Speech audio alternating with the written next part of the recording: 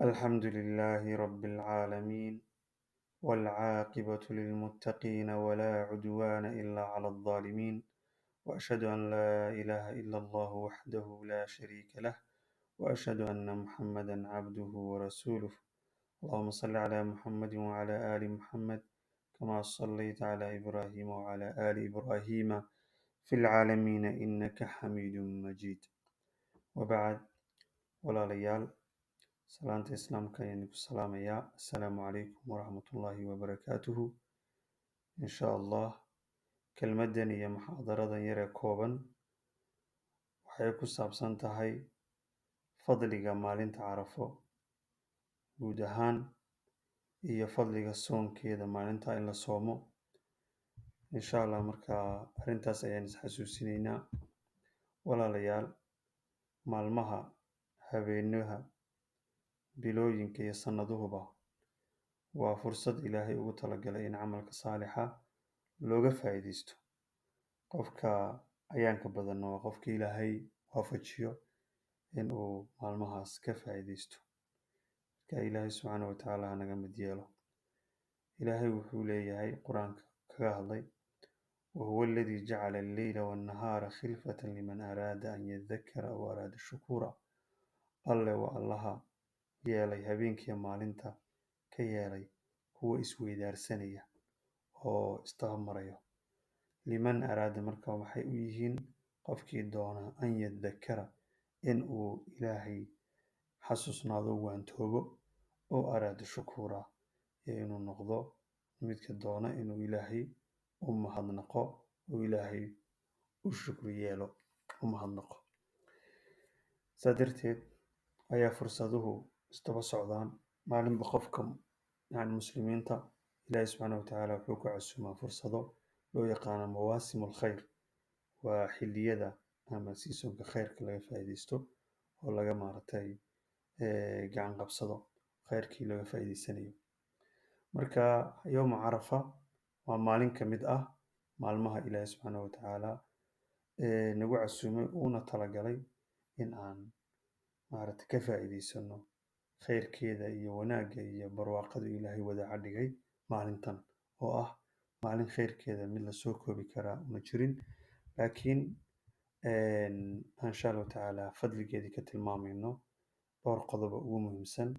oo fadliga yowma carafa kow yowma carafa waa awalan waa maalintii ilaahay subxaanahu watacaala diinkeenna dhammaystiray oo maaragtay ilaahay kamilay waa maalintuu ilaahay nicmada noo dhammaystiray nicmada islaamka ilaahay nagu galadaystay maalintuu ilaahay dhammaystiray weeyaan marka xadiid laga warinayo saxiixayn ku jiro cumar ibn khataab radi allahu canhu laga wariyo wuxuu leeyahay ana rajula min alyahuudi nin yahuudda ka mid ah ayaa ku yiri qaala lah ayaa ku yiri ya amiira almu'miniina mu'miniinta amiirkoodiiow aayatun fi kitaabikum aayad ku sugan kitaabkiina taqra'uunaha oo akhrisaan low calaynaa macshar alyahuudi hadday nagu soo degi lahayd annaga reer yahuudeed yahuud hadday nagu soo degi lahayd latakhadnaa dalika alyowma ciida maalintaa waxaan ka dhigan lahay ciid baan ka dhigan lahay maalintaasi ciid bay noo noqon lahayd markaasaa wuxuu weydiiyey cumar bin khataab radi allahu canhu wuxuu yihi ayu aayatin waa aayadeed ujeedaa buu yidhi qaala markaasaa wuxuu yidhi alyowma akmaltu lakum diinakum wa atmamtu calaykum nicmatii wa radiitu lakum alislaama diina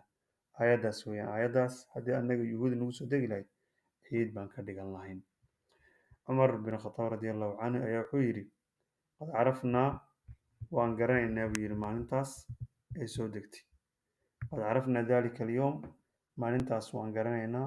walmakaan aladii nazalat fiihi iyo madasha iyo makaankii iyo meeshii kusoo degtay aayaddaas waan garanaynaa ee nebiga kusoo degtay cala nebi sal allahu alayh wasalam wa huwa qaa'imun bicarafa waxay soo degtay nebiga sal allahu alayh wasalam oo taagan carafo taagan yowma aljumcati maalin jumca ay soo degtay kow markaa fadliga koobaad yowma carafa waa maalintii nicmada islaamka ilaahay noo dhammaystiray waa maalin saa u weyn waa maalin ilaahay subxaana watacaala nicmadiisa iyo fadligiisa ilaahay noo dhammaystiray oo islaamka ah maalintii diinta la dhammaystiray labo fadaaisha carafo waxaa ka mid ah أنه يوم عيد ويان لأهل الموقف. حجاجتا بري waxay istaagi doonaan banki Carafa. Istaaga ay joogsanayaan يوم Carafa ciid bay u tahay. markaas rasuulka sal alay wasallam wuxuu yihi yowmu carafa maalinta carafo wa yowmu naxr iyo maalinta tobnaad waa maalinta gowraca waa maalinta ciidda ah tobanka wa ayaamu tashriiqi iyo maalmaha maaragtay ka dambeeya ciidda ah saddexda maalmood ka dambeeya waa ayaamu tashriiq waxaa loo yaqaana waa maalmaha hilba waradka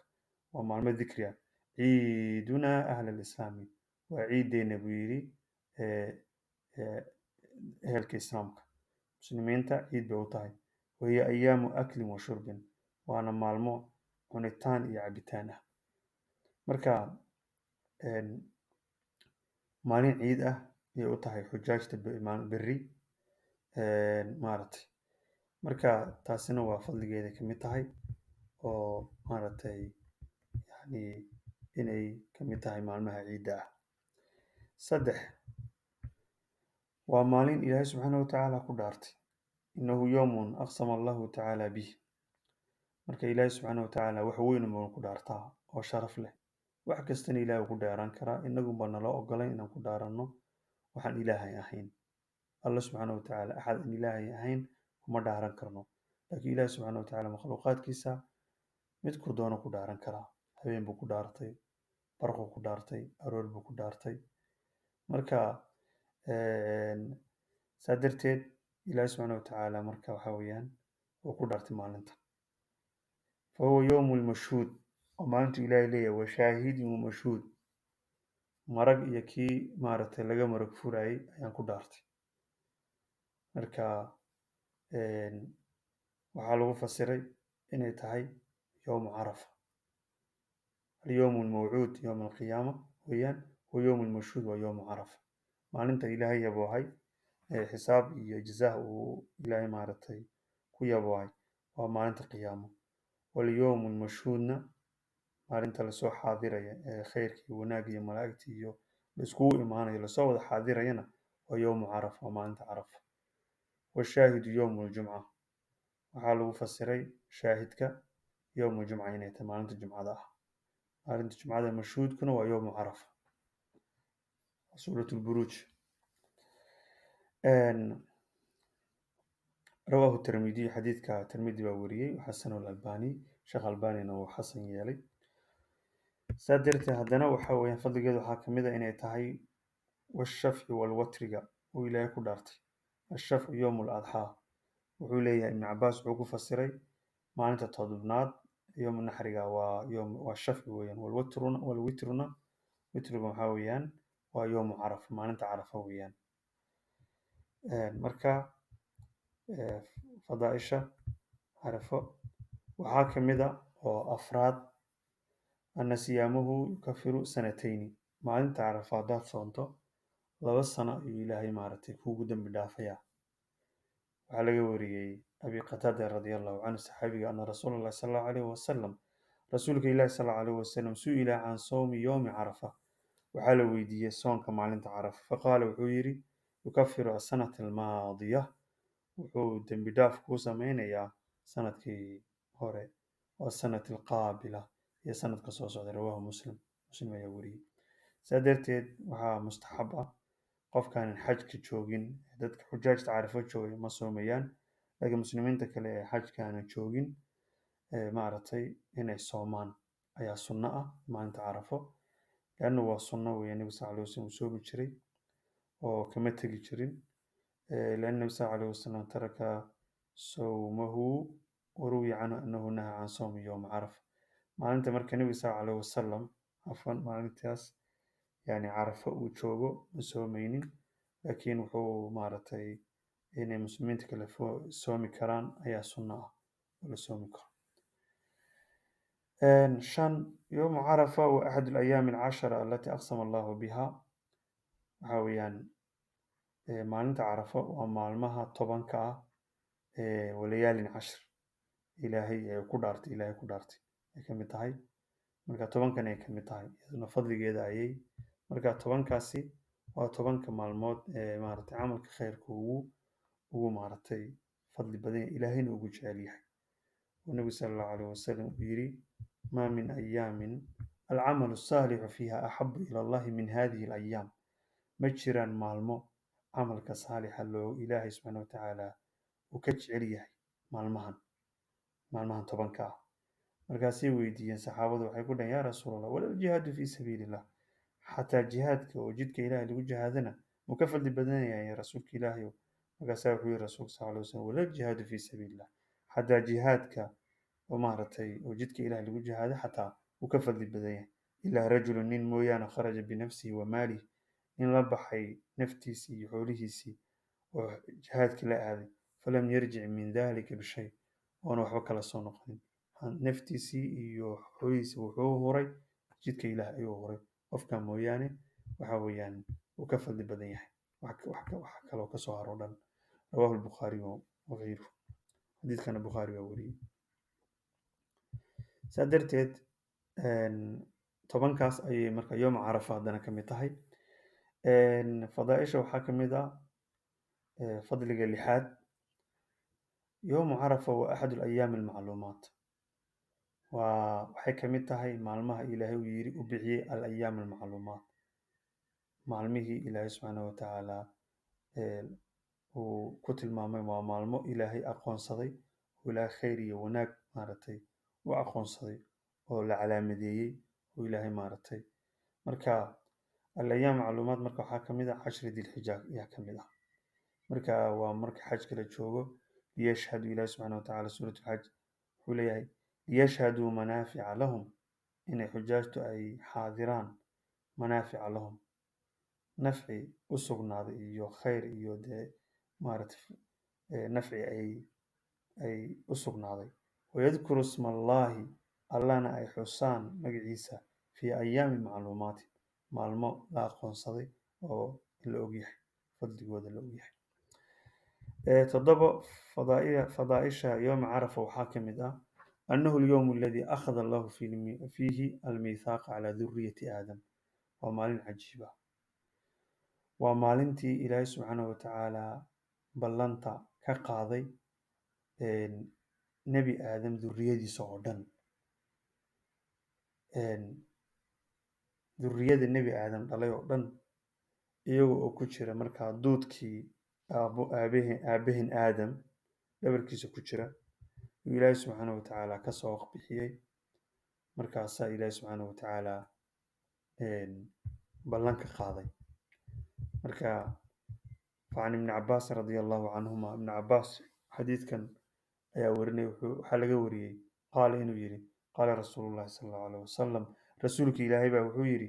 ina allaha akhada almiithaaqa min dahri aadama binacmaana. ilaahay ayaa ballanta uga qaaday dhabarka aadam duriyadiisa ku jira ayuu ilaahay ballan ka qaaday binacmaana yacni carafa isagoo carafa jooga ayuu ka qaaday. wa akhraja min sulbihi kula duriyatin dara'aha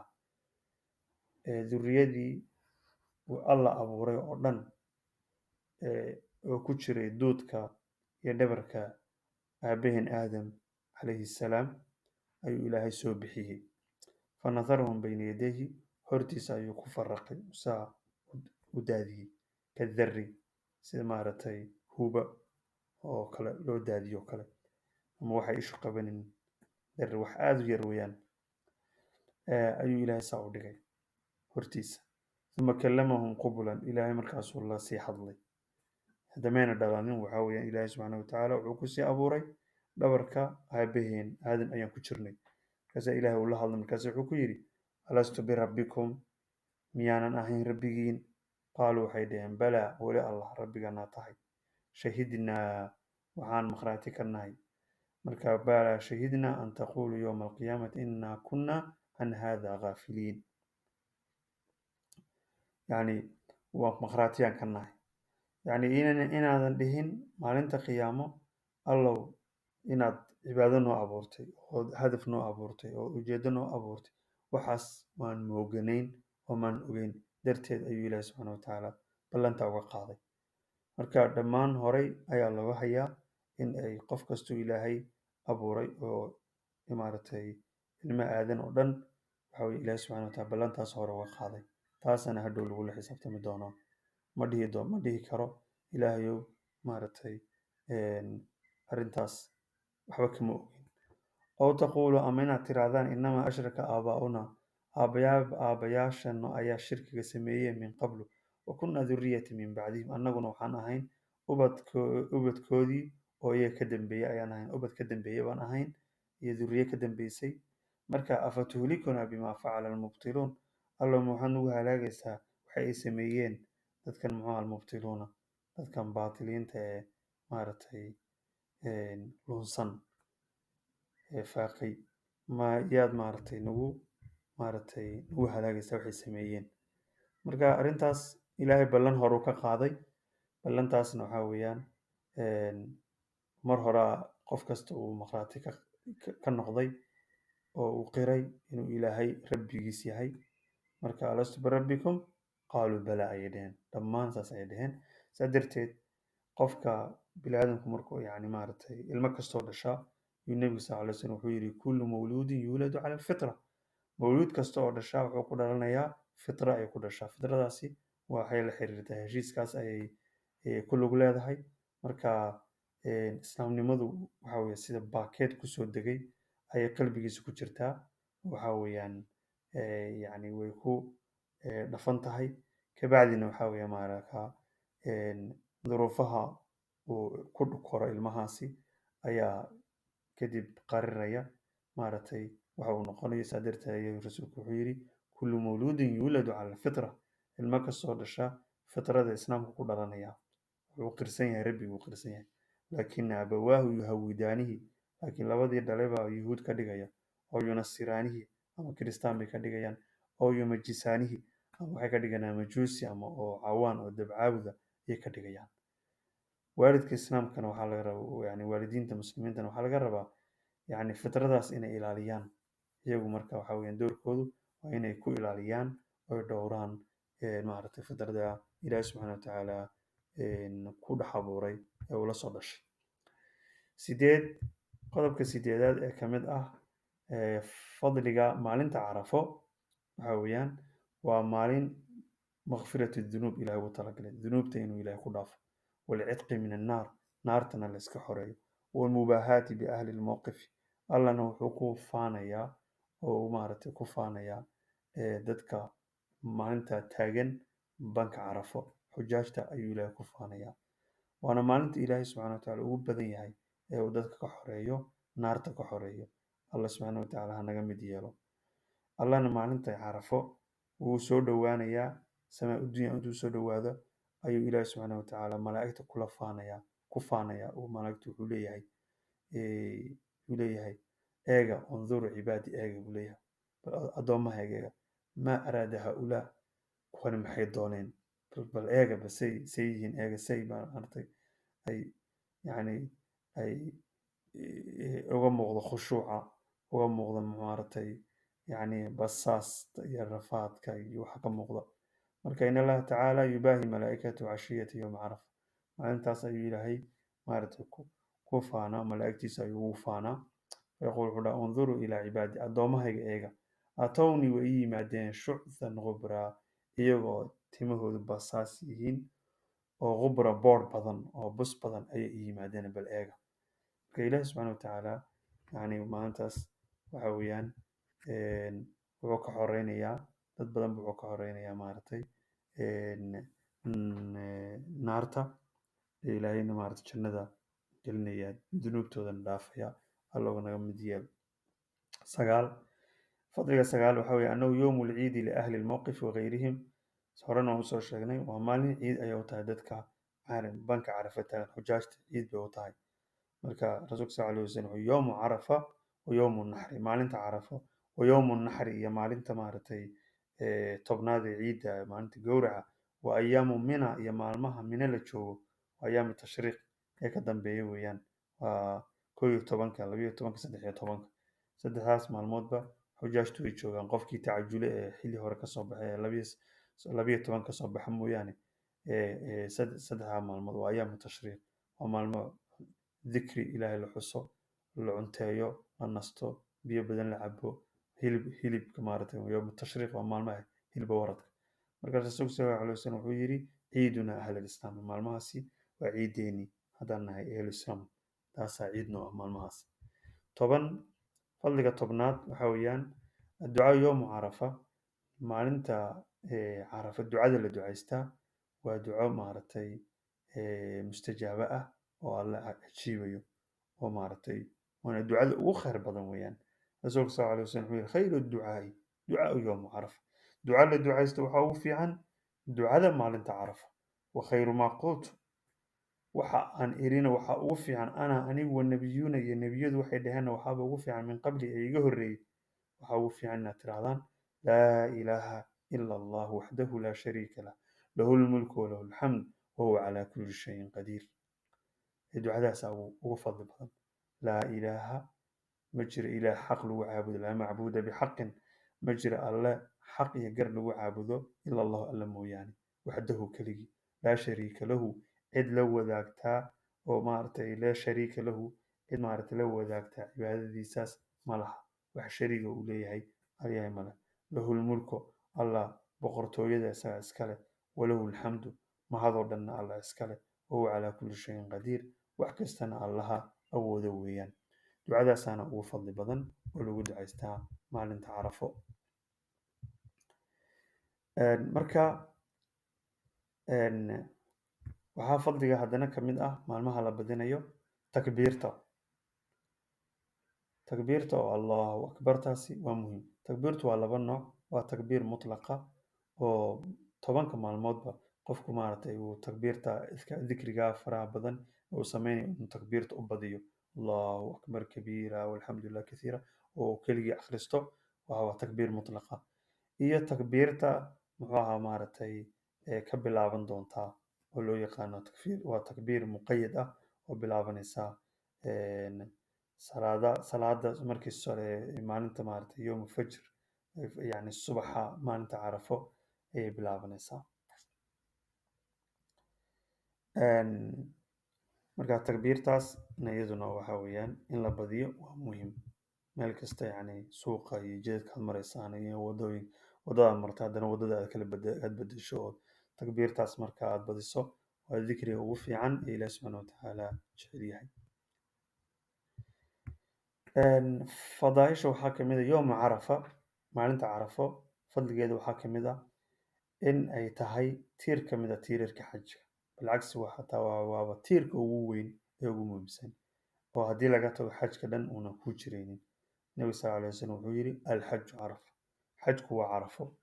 carafa wuquufkeeda haddii uu qofka xaajiga seego waxa weeyaan in xajkiisu ma jiro waa inuu sanad dambe yimaadaa mar dambe uu xajiyaa weeyaan marka waa tiirka ugu muhiimsan weeyaan marka inahaas ayaan insha Allah kusoo koobaynaa marka ilaahi subxaana watacaala waxaan ka baryaynaa inuu ilaahi subxaana watacaala naga dhigo min almaqbuuliina fiihi kuwa uu aqbalay maalinta carafo kuwa ilaahi subxaana watacaala dembigooda dhaafo